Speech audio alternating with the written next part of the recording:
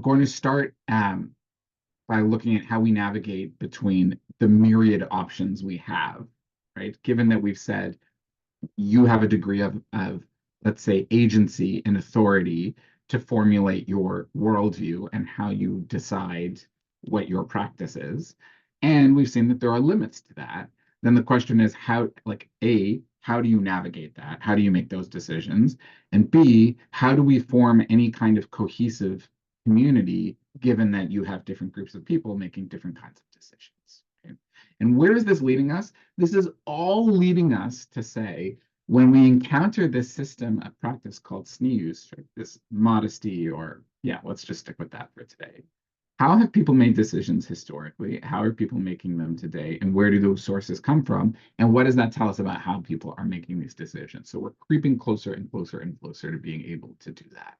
And I'm excited for today because today we get to actually study my hands down my favorite piece of Talmud.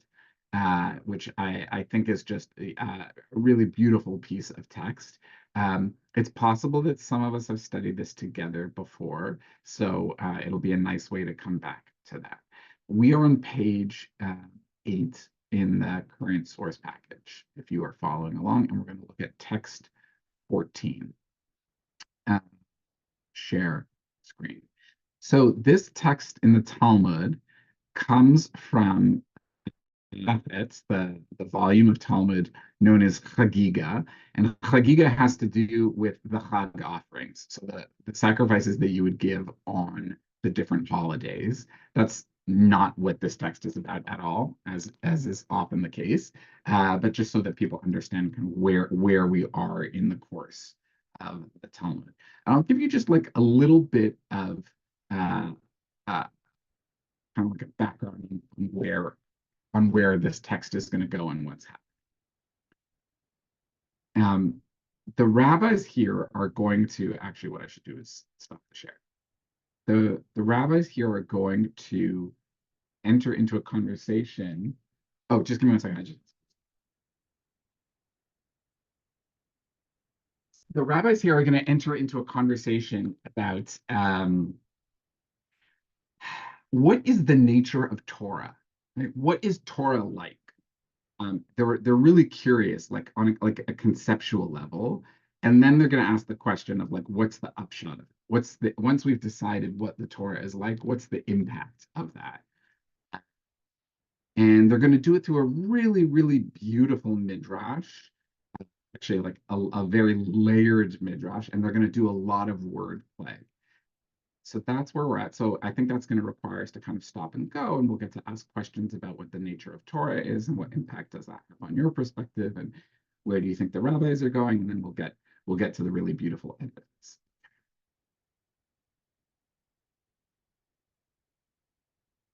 We are up and running. Carla, will you kick us off? This is the very first quote is from Kohelet, from Ecclesiastes.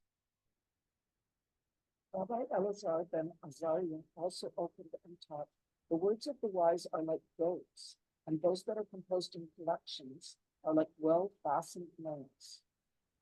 They are from one shepherd. Okay. Everybody know what a goad is? Like a prod. It's a prod, yeah, but it's not, it is, right? It's a cattle prod, right? That's very specific, right? That's or like some form of livestock. That's what the rabbis are thinking about here. And then so let's just already look at just a couple of terms that are in Kohelet. One is Divrei Chachamim.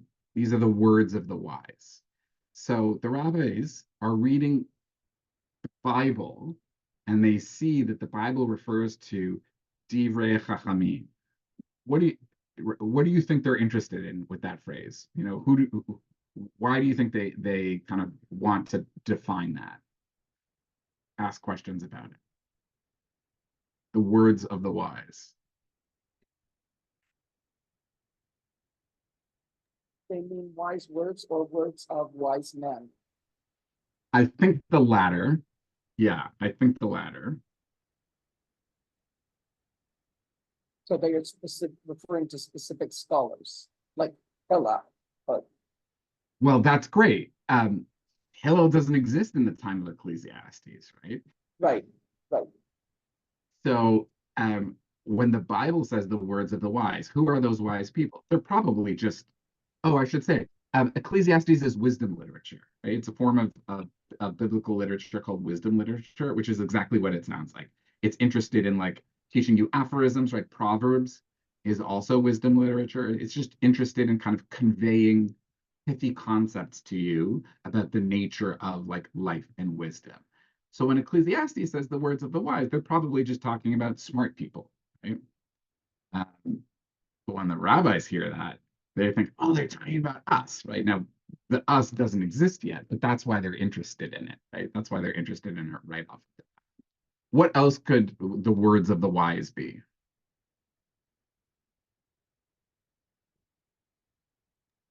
I wonder if it could be Solomon. So Solomon is traditionally understood to be the author of Oh. Ecclesiastes. Now, do we know that? Who knows, right? But the book is ascribed to, and so is Proverbs, for the very same connection I assume that you're making, is that he's associated with wisdom. Right? Yeah. So yes, maybe it's talking literally about the things that King Solomon has said. Mom. I'm wondering if this could be talking about words of Torah, that wise is not.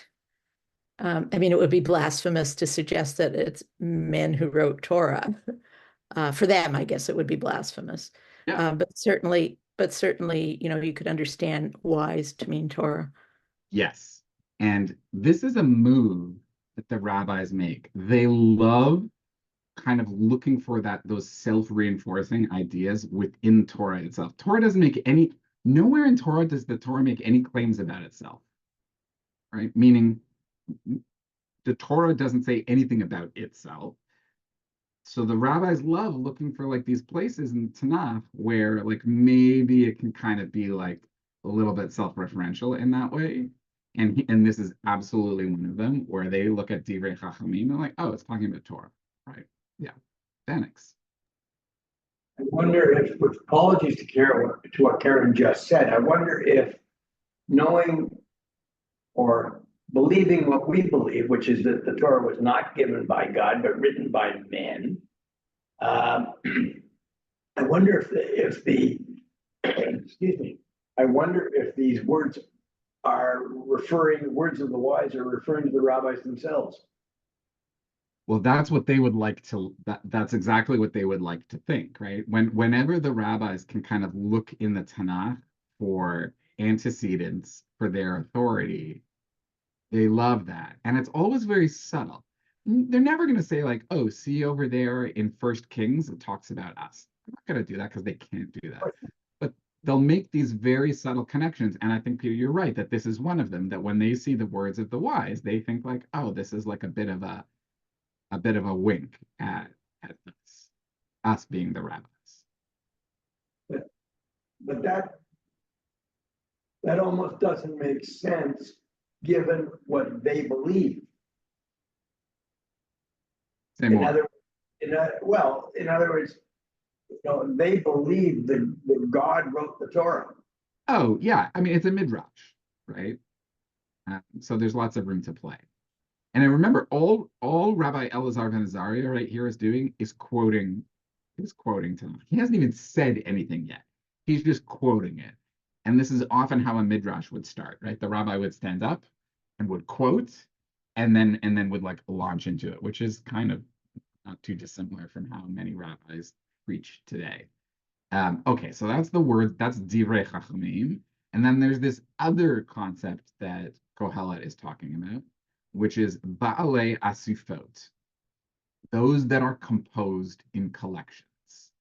Uh, we're not going to define this. It's a very odd term. What are those that are composed in things that are brought together in collections? We don't know what they are, but if let's go with this assumption that Divrei Chachamim is Torah, right? Is words of Torah. The words of the wise is words of Torah.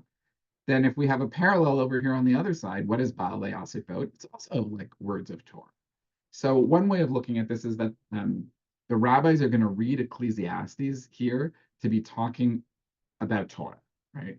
Maybe it's about themselves, right? About human beings. Maybe it's about words of Torah. They kind of go with each other either way. And in some respects, it doesn't matter because they're not literally saying this. They're having a creative drash on the text. And then the ending is important. Nitnu meroeh echad. They are given by one shepherd. If it's words of Torah, who's the shepherd?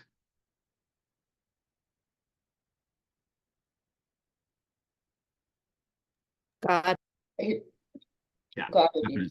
And there's an answer there, right? Like that's the anticipatory answer to, this question of like, are we like being transgressive here in any way of saying like where the authority comes from? No, right? The text itself says they come from one shepherd. Okay. So, oh, and well fastened nails is exactly what it sounds like. It's like hardware reference. Okay, so this is a very odd piece of text from Kohelet, and Rabbi Elazar here is going to have some fun. Okay, Carla, why don't you ask the question that he asks?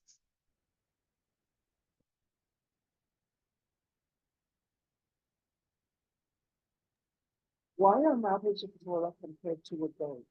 To tell you that this just as this goat directs the cow to her furrow to bring forth food for life to the world, so too the words of Torah direct those who study them from the paths of death to the paths of life. Okay, so hang tight there. What did Elazar do just there in his drash? Did anybody catch what he did? What move does he make? He's using the goat as a metaphor, the goat for the cow, like the goat to the goat is metaphorical, it prods the cow, but in this case it's the words that prod us. Great. So that's how the metaphor works, right? Or the allegory, right? Like just as a goad like a shepherd would be pushing a cow to wherever it wants it to go furrow, the words of Torah push us, right? They prod us. And then let's finish the metaphor. Like that on its own would be nice. Like, oh, that's lovely, right? Like Torah guides us. But then it goes even like a layer above. What's the next level that he takes this to? Like from the paths of death to the paths of life, like to Yeah. the choices that we make. Yeah, well, that it's not just that Torah is a guide, it's that it's literally the thing that moves us from death to life. It's uh, and it's this beautiful agricultural metaphor that, right, like presumably this cow is involved in some sort of farming, right? It doesn't look like it's not a cow destined to become steak. It's a cow that's like probably drawing a plow of some sort, and that just as the shepherd who's prodding it is doing it to bring forth life, right, sustenance and nourishment for us, so too does Torah do the same thing, right? It directs us in the right ways to enable us to live. Right? I sort of just automatically in my mind from the paths of evil to the paths of righteousness, but I don't know why I would do that. Yeah, I mean, that works really well here, right? Uh, Death and life is a metaphor here. Uh, at least on the side of Torah, it becomes a metaphor. So yeah, you can fill in kind of those placeholders with what's speaking to you, right? From evil to righteousness, or from like mistakes to corrections, right? It works really well. It's a great metaphor. Um, but he does something kind of like sly and something. Mom, I saw you had your hand up before. Did you want to say something? Um, no, it's okay, but I was actually just on what you're saying now. Like it strikes me that to goad, to use a prod, it's not gentle. Correct. It suggests that there needs to be something strong, Yeah, maybe even something a little painful that points you in the maybe. right direction. Yeah. Yeah, I'm thinking of, I think it was, I think it was Martin Luther King said that like religion is supposed to comfort the afflicted and afflict the comfortable, right? Uh, so yeah, maybe there's a little bit of that going on there, right? That like and remember, this is you will see by the end of this that the metaphor is excellently constructed. And so when they're talking about a prod and comparing it to Torah, for sure there's that understanding that it's kind of like hardened piece of iron, right? It's like not the most comfortable, not the most comfortable piece. Vanix. It seems to me that this is an example of so many other things that we've seen in studying Torah, in studying Talmud and Midrash, in that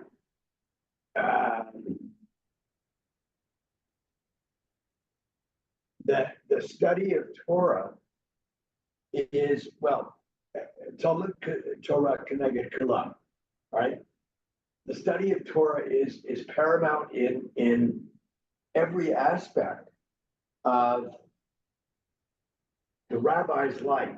Yeah.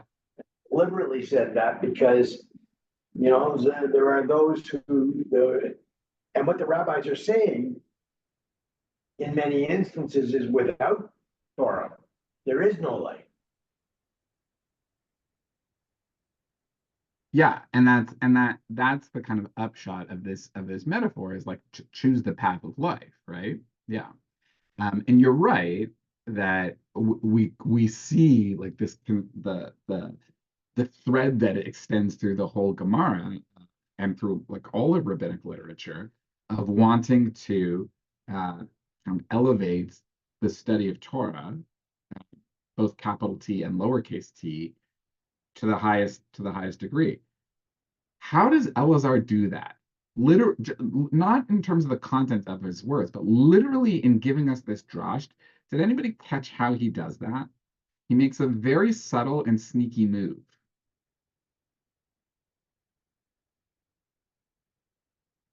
What's the question that Elazar asks?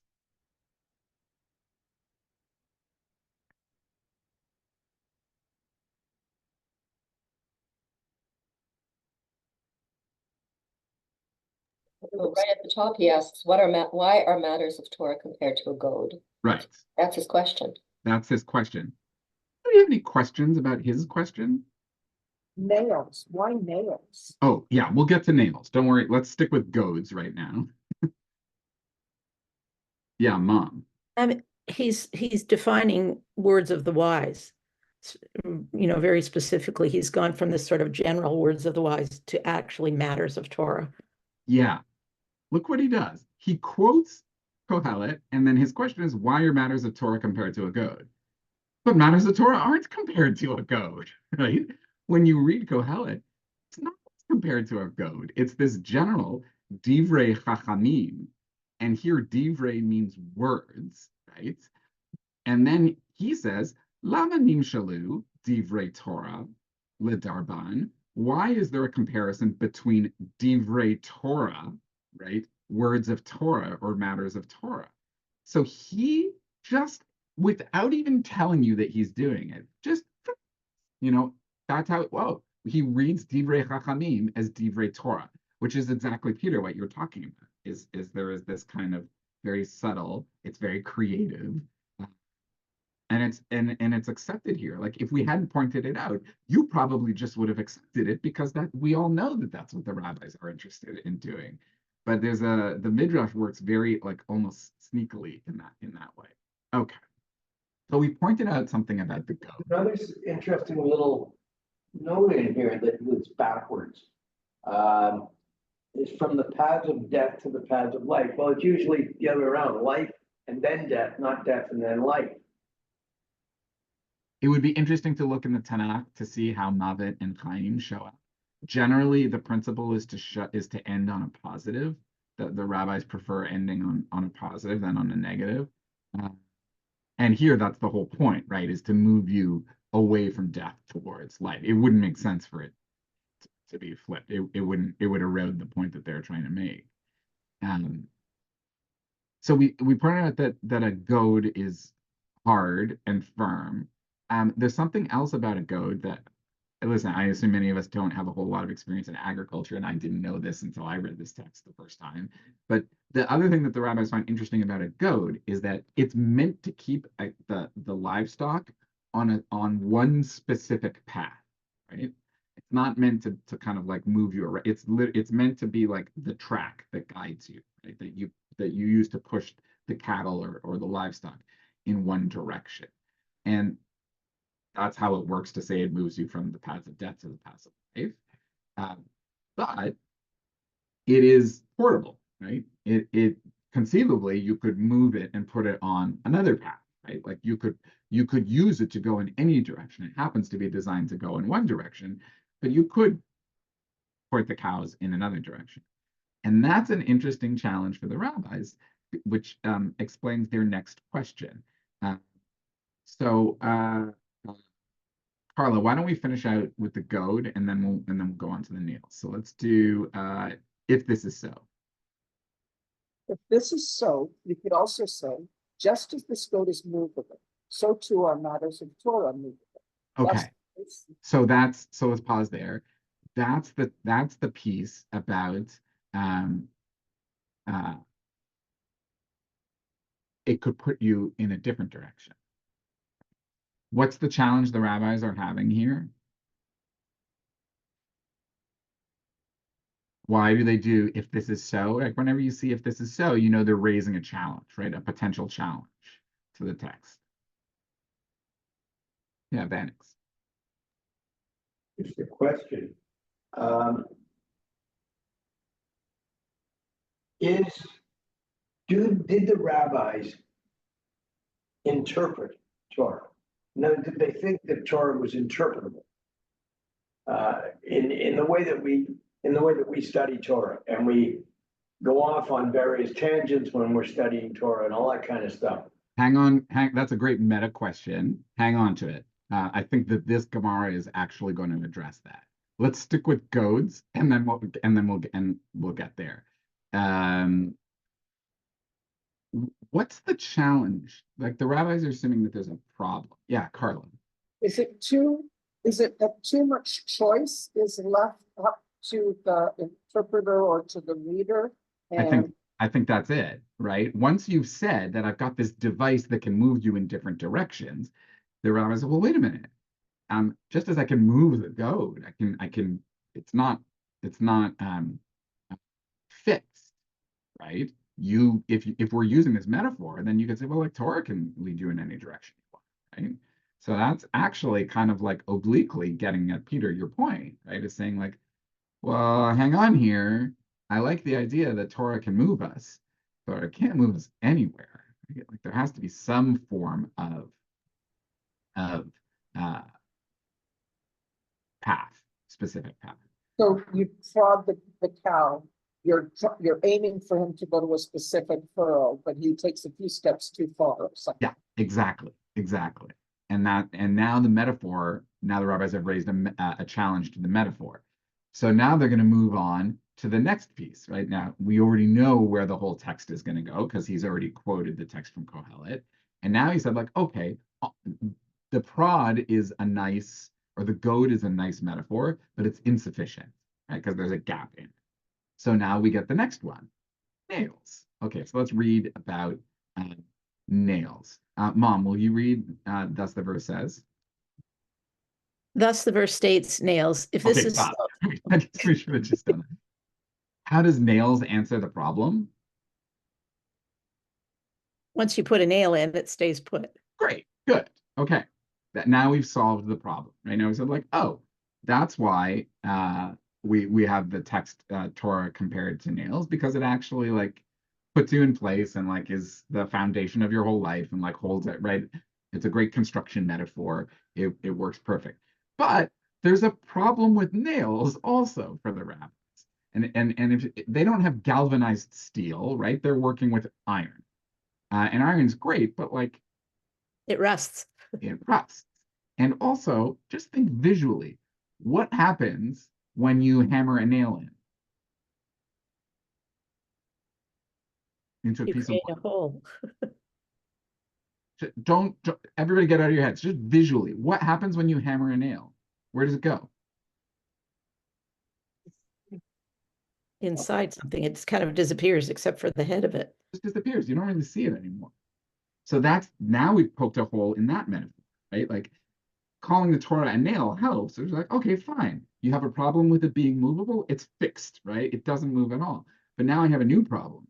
A, it erodes over time, and B, you don't really see it, right? So now we poked a hole in that metaphor. So now we're going to, well, which is exactly what it says. So, Mom, why don't you read Sure. Just as this nail is diminished and does not expand over time, so too matters of Torah are diminished and do not expand. Okay, Peter, that also now points more to your question. So you asked, like, do the rabbis feel like they're allowed to interpret in all of these kind of like fractal, multivalent ways? Yeah, of course they do. And you see it right here, because one of the problems they're raising is the metaphor that I choose can't limit the ability for Torah to expand in that way. It's funny, I took that in exactly the opposite way, in that because you can't expand Torah. Well, They want to, right? Remember, the right. question is, what is the Torah like? What's a good metaphor for Torah? What's a good conceptual framework for understanding Torah? And if you call Torah a nail, the benefit that you're getting is that it addresses, like, it's foundational, it fixes you, it kind of like sets you up firmly for your life. But the downside is it only stays in one place, right? It doesn't have the ability to expand. And they want Torah to expand.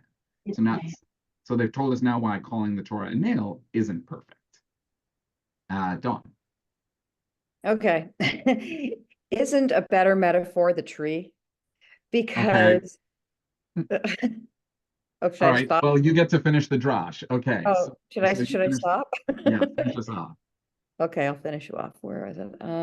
Therefore, the Torah states. Therefore, where is it? Oh, therefore the verse states, well fastened, I guess that's nituim, Yeah. just as this plant, nitia, flourishes and multiplies, so too matters of Torah flourish and multiply. Okay, so I told you this was a really well constructed drash, and here's, I'm gonna help us get to just how well constructed it is. Kohelet, the verse says, let me just make sure I'm reading it correctly. Masmerot nituim. These are well-fastened nails. A masmer is a nail, and nituim is well-fastened. And there's a bit of a redundancy here. Like, a nail is a nail, right? The nail is the thing that does the fastening. Why does it have to say nituim? And that's where Rabbi Elazar does this really beautiful drash here. And he says, oh, what else sounds like nituim? A plant, a nitia, right?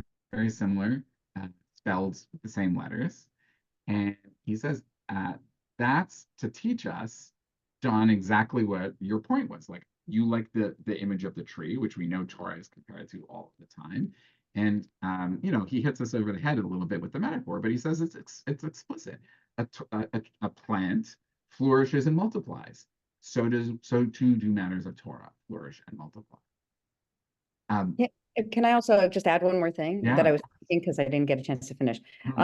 That when a tree blooms every year, it's not the same tree. It has grown, right?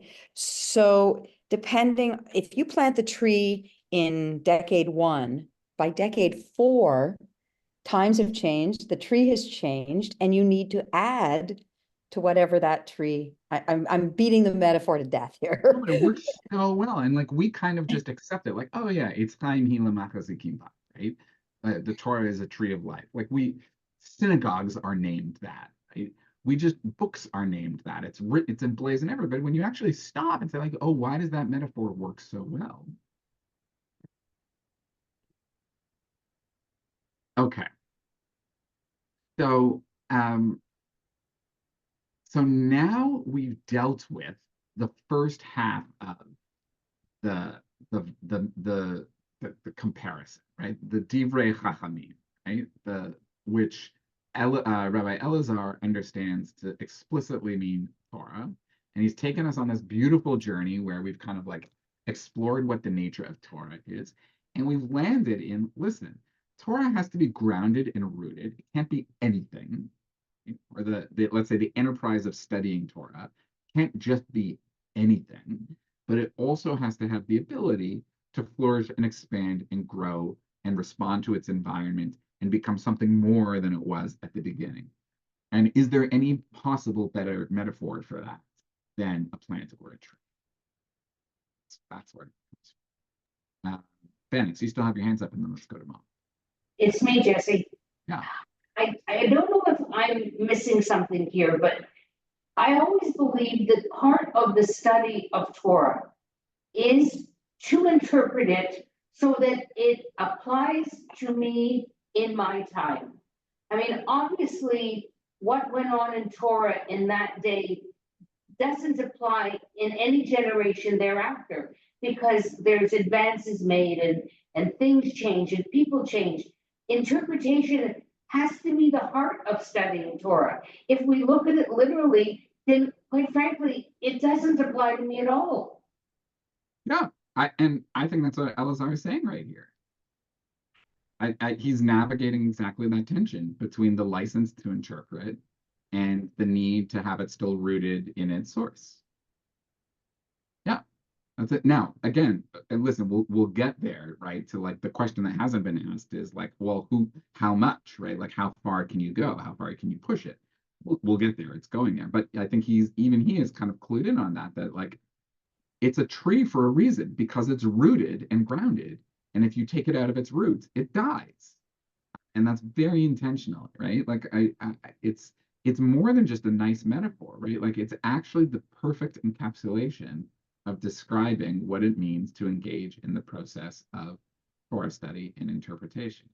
Now, let's just mirror this back to kind of our reason for studying this particular text. It's saying that you have to bring something of your perspective and the essence of who you are to that enterprise. That's the fertilizer that helps it flourish and multiply, right? So how does your hashkafa, how does your outlook impact the flourishing and multiplying of the Torah? That's our question. Let's do Mom, and then let's go on and look at the next part of the drash here. Yeah, just sort of continue on the agricultural metaphors. Like the ground will not yield food for us unless we point the cattle in the right direction to dig the furrows and help us plant. And so I think the same way, the plant that is Torah, or the tree that is Torah, won't bear fruit unless we care for it. Nice. and engage with it. Great. And that's biblical too, right? Like that's Yonah, right? Like that's the whole end of Jonah. Yeah. I gave you this plant and you didn't do anything, right? And of course the rabbis would look at that and go, oh, the plant is Torah, like you have to tend to it. And then it will tend to you. Yeah, great. Okay, now let's look at this other strange term that comes up, these Baalei Asufot, the things that are composed in collections. Gita, will you read those that are composed in collections? Yes. Those that are composed in collections. These are Torah scholars who sit in many groups and engage in Torah study. These scholars render an object or person ritually impure, while these others render it pure. These prohibit something, and these others permit it. These deem something invalid, and these deem it valid. Okay, so here's something interesting that happens. In the text from Kohelet, those that are composed in collections seems to be like Torah, right? Like or like the words that Ecclesiastes shared, right? The things that are composed and brought together. But Rabbi Elazar does an interesting little drash here, because a Baal is a master. So it can also refer to people. And so he says, oh, these are the master collectors. These are the people who are collecting stuff. And what are the things that they're collecting? Torah, but not just Torah, opinions, right? They're collecting the outcome of different hashkafot, the outcomes of different outlooks. And what does he say? There are these scholars who sit around and they engage in Torah study. Okay, we're all scholars, right? We are all of these Talmidei Chachamim. We are these kind of people engaged in the scholarly enterprise of engaging in Torah. And he's describing what we do. Some people render something pure. Others are going to say, I look at this differently and I render it impure. Some people are going to say, hey, that's kosher. And other people are going to look at something and say, yeah, that's not kosher. He's literally describing the process of interpretive application, right? Um, and what's the again, it's like this very subtle move. Is like he's suggesting that almost like Kohelet implies that or foreshadows that, right? No, I think we all know that it's like a wink, and he's winking at us also. He's not actually saying that the Bible knew that this would happen. He's just looking for a nice way of drawing this all together by saying, look, I've got this gorgeous text about the nature of Torah, and it also happens to offer us something about the nature of scholarship, what we do. Okay, so here we've got a picture that like could easily be a snapshot of our Talmud study together, where we often have differing viewpoints in here, sometimes that are completely oppositional to one another. And now there's an interesting question. And this question that I love so much is like, it could be the question that a bar bat mitzvah asks when they're told that they have to study Torah. It's too bad Larry's not here this morning. He was my bar mitzvah tutor. And Gita, will you continue with lest a person say? Lest a person say, now how can I study Torah when it contains many different opinions? The verse states that they are all given from one shepherd. One God gave them, one leader, said them from the mouth of the blessed master of all creation, as it is written, and God spoke all these words. Okay. So Rabbi Elazar kind of assumes a challenge, and it's a brilliant challenge to raise. And you can imagine him saying, or I guess you can imagine maybe his critics saying to him, hang on. You're telling us that Torah is like this flourishing plant that grows and grows and grows and grows, right? Like that just has all of these fractal interpretations that go on and on and on, that stretch so far away from its source. And you're telling us that you have all of these different people who are literally rendering oppositional opinions. One person says something's kosher and the other person says that it's not. How are you supposed to learn that, right? How are you supposed to do, like, doesn't that undermine the entire system? And that's a great challenge to us as we're thinking about Hashkafa, right? Which is, if you've told me that I can bring my personal agency and opinion as a lens with which to make halakhic decisions, how doesn't that undermine the entire like communal system, right? Don't we just become like a collection of individuals rather than any kind of community, right? Or any kind of cohesive group? Doesn't that undermine the entire thing? And the move is really, really quite brilliant, because how does the verse in Kohelet end? They are from one shepherd, right? They're from one God. And that's what Elzar says. He is sanctioning through this midrash the entire process of the interpretive tradition of Torah, even when it leads you in oppositional directions. Really understand what he's saying. He is saying that when you see people arguing over whether or not something is kosher, or whether or not a ritual object to be used in the temple is pure, both viewpoints come from God. Now, one of them is still kosher, right? Like at the end of the day, the community that decides for itself which is still the rule. It's not anything goes, right? You still have to kind of go in the direction of one. But Rabbi Elazar is basically reading the Tanakh as saying that the diversity of opinions that emerge all ultimately come from the same source. And that's how you can study Torah, right? Because they all come from the same place. So you're not studying things that are, at the end of the day, contradictory. You're studying things that ultimately come from the same source, even if they lead you in different directions. Pause here for a second. Vanix, and then John, I saw you had your hand up. Go back to you if you want. Well, I'm looking out my window, and I'm going back to the metaphor. I'm looking out my window, and there's a tree out there, palm tree as it happens, and all the palm fronds are intertwined and mixed up, and they're not very orderly. And yet it's still grounded. And I think that's exactly what he's saying with um, the bit in the where he talks about the tree, number one. Number two, I wish you had given us a reference for quote, and God spoke these words. I mean, I know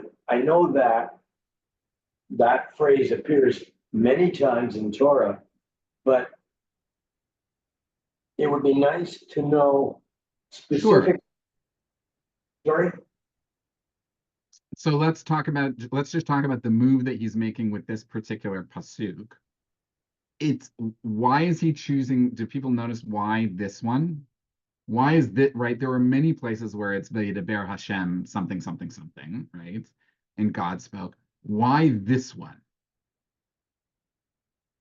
And I'll tell you that the context doesn't matter. It actually doesn't matter where it comes from in the Torah. Why this particular verse? It's the word kol, all. Exactly, right? How do we know this? V'yidaber Hashem et kol hadvarim. God spoke all of these words. In the Torah, in fact, this is reading it totally against the source, and so the source would actually not help you, right? In the source, when it says God spoke all these words, colon, and then what are all the words? All the words are whatever God spoke in that context. But Elazar is reading, no. Everything, all of the totality of opinions comes from God. All of it. Everything that we're saying right now, all of the learning that we're doing right now, even when it seems seemingly contradictory, all of it is as if it came out of the mouth of God. Isn't there another midrash that says there's nothing new under? Yeah, where does Ein Tachat Chadash Min Hashemesh come from? It comes from Kohelet, right? It comes from the same place, exactly, right? So it fits in. It's beautiful that that's where your mind went because it's consistent with the Tanakh we're reading here.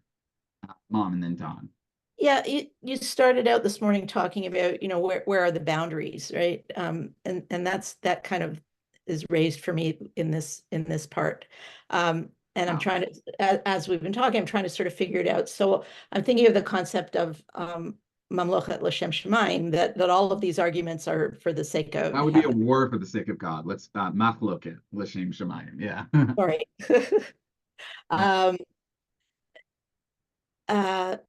And we know in the Talmud that there are many, back and forth arguments that go on for pages and pages and pages, and ultimately, there'd be a statement like, and we go by the words of Rabbi so and so. So there's a decision made and a boundary set, but there are also arguments that don't get resolved. So yeah, how do we know which opinion to take there? Is the Talmud saying to us, you can go either way, it's okay? Well, this is a great question because this is the spark of when we shifted a couple of years ago from studying exclusively Talmud to following like through halachic literature, because that's how you answer that question, right? You can't pretend that Jewish thought and practice ended in the year 700 in what's today Iraq, right? It didn't. It continued evolving, which is why you have to keep reading, right? And sometimes the Talmud directs us that way, and very often it ends in a tie, right? Or a stalemate, exactly. I actually think that we might get to a little bit of it if we can get to the next text. We've got about 15 minutes, so we'll try and get there.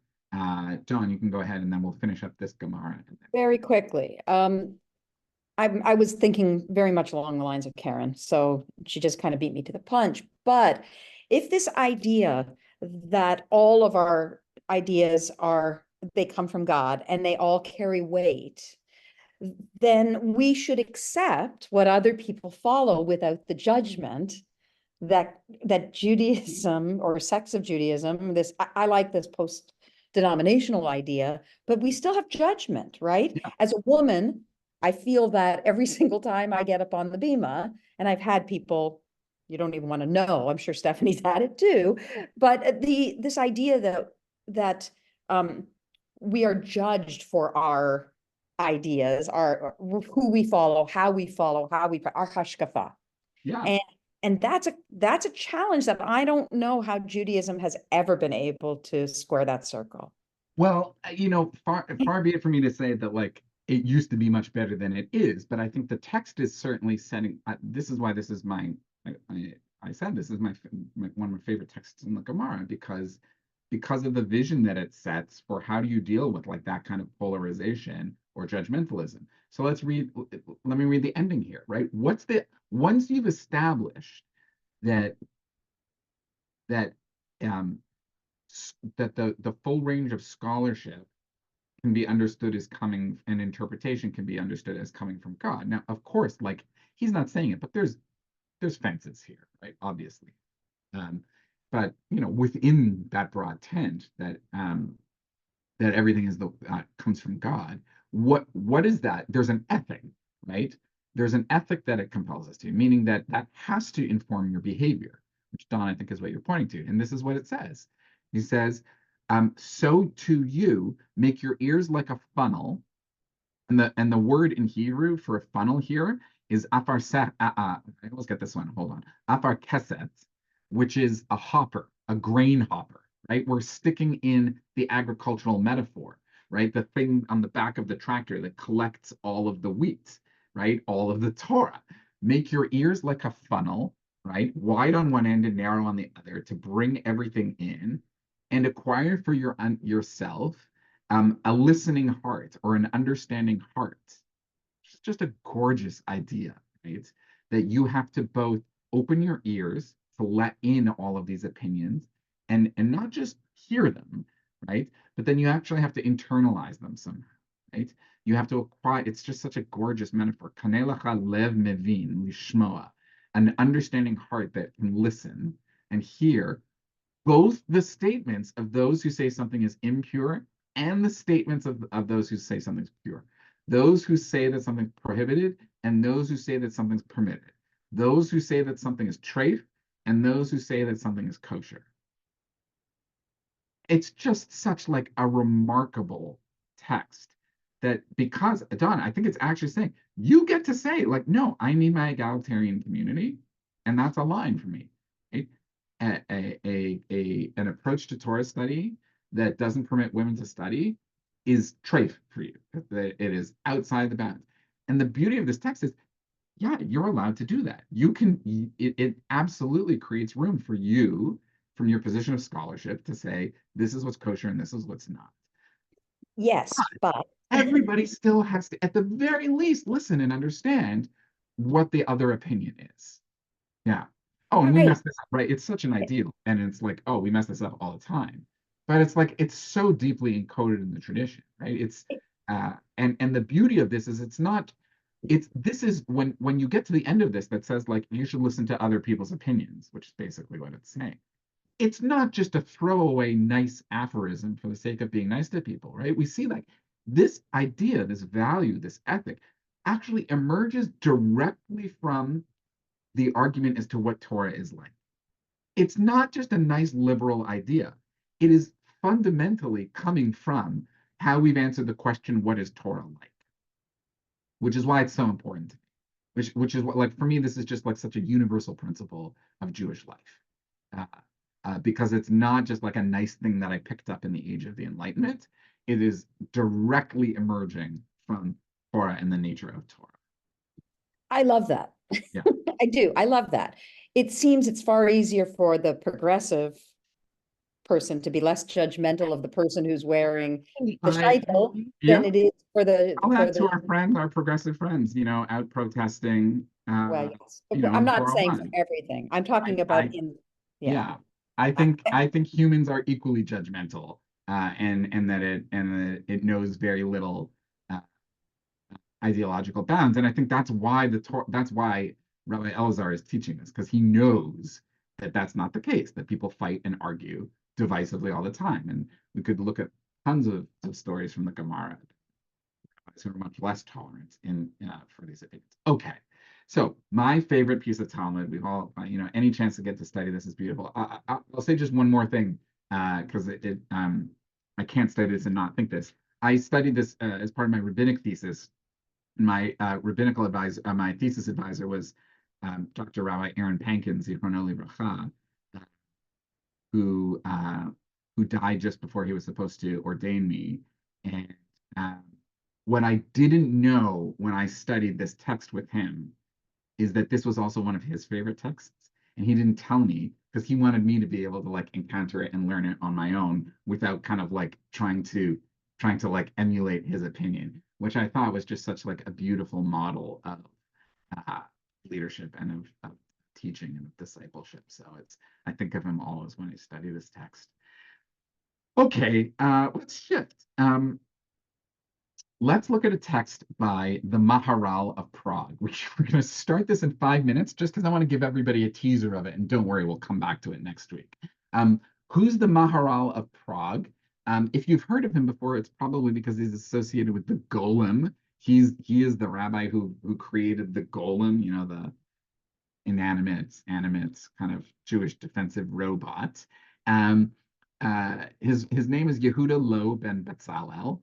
So Judah Lo, son of Betzalel. He lives in Prague circa 1575 to 1595.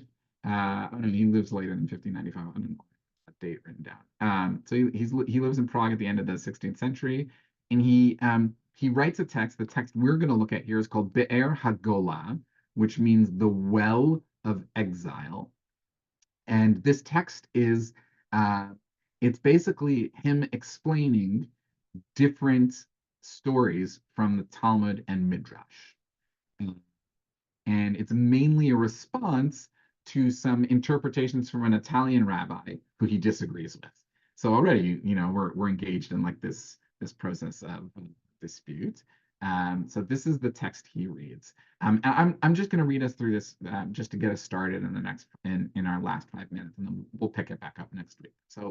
So he's commenting here on what we just read, right? On the Gemara that we just read. Remember the Baalei Asufot. So it's interesting. This translation calls when we read about the Baalei Asufot, they are the things that are composed in collections. But remember, I told you that the word for like those that are composed is Baalei, which can also mean masters. And so that's how he reads it, the masters of assemblies. Just like a great title that we should all aspire to have. And now he's going to explain what does this phrase mean, the masters of assemblies. And this is what he says. It is impossible for the opinions of the sages to be uniform in one way. Right off of the bat, he's telling us that there's no way you can have a uniformity of opinion. It's impossible. And it is impossible for there not to be division among them based on their perspectives. For in everything, there cannot be just one aspect. This is brilliant. He says, it is impossible. Shelo yeh chaluk beinehem. It's impossible for them to be a debate. Why? Kafi ma shehem machlokim b'shekulam, right? Because there cannot be just one aspect. It's impossible. He's not now anymore saying that that's just the nature of Torah. He's saying that like this is something like fundamental about the human condition. In everything, there can not be just one aspect. Even if a matter is impure, it cannot be without an aspect of purity to some extent. Similarly, if something is pure, it is impossible for it not to have an aspect of impurity. So now he's taking us in a different direction. This is almost, you can think of like yin yang, that in the black there's white and in the white there's black. He's actually saying, why is it that there can't be just one aspect? Because nothing in life is just one thing. Which is like, he's writing at the end of the 16th century. And it's like this really like remarkable interpretation that actually kind of us feels like a deeply psychological insight, right? Now he's thinking of like the nature of the material universe, but then he applies it back to like our opinions. Who is of one mind about anything ever, right? I don't know, a fascist or an ideologue. But if you actually like really pushed people and inquired much more deeply, you would probably discover that nobody is of a singular mind of anything. We all have doubts and kind of different concepts that come in, and that's fundamental to what it means to be human. Let's do mom and then the Vanix, and then this was just a teaser, and I wanted it to like get us here so that we can come back to it next week. Yeah, mom. Very, very strangely, because I am not a scientist, I had a flashback to high school physics and the concept of potential energy, that within all matter, there's the potential for it to change in some way. And that may be the wrong definition, but I think the kernel of it is that it takes something for it takes an external goad for something to change from one state to another state. Cool. Yeah. Yeah, and I think that like, listen, he's a bit of a mystic, and the mystics were scientists, right? They thought of themselves as scientists, and so the idea that there is like some hidden energy in it that we might not be able to see that like reveals its true essence. Oh, it's like, yeah, absolutely fits in there. Dennis. And yeah, there are certain things in Torah that are immutable, you know, and to at its most basic, the concept of God, that I know I'm going to get myself in trouble here, but that God is, and that God is one in Torah is immutable. Yeah, in Torah. It's a basic axiomatic understanding in Torah. Yeah. He's commenting on Torah. Yeah. Well, he's commenting on Talmud. All right. I was using Torah in its broadest sense, I guess. Yeah. But so, and if, especially if he's a mystic, this would seem to contradict some of the basic assumptions of Judaism. Yeah. Well, I just heard the clock tower outside my office ring 10, so part of me wants to say saved by the bell. But listen, this will be good. This will be good fodder for us to come back to. But it is worth pointing out that the God of the Torah and the God of the Tanakh is not the God that later rabbis encounter. Meaning the ideas of the nature of that God are very different. And listen, in Kabbalah, God is described as having a beard and a long nose and a penis and a womb, and also that God has many different faces and different aspects of God's personality. That is not in Torah and Tanakh.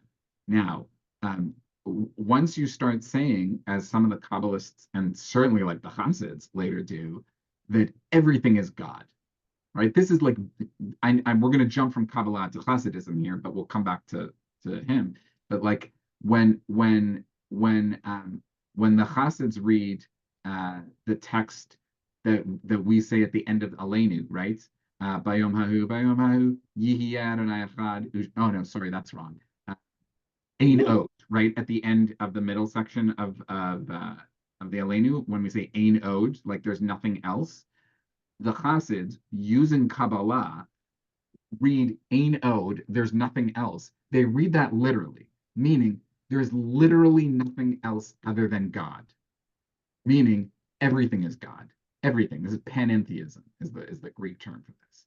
Meaning you and me in this Zoom call and the clock tower and the fiber optic cable that is connecting us this morning, all of it is a permutation of God.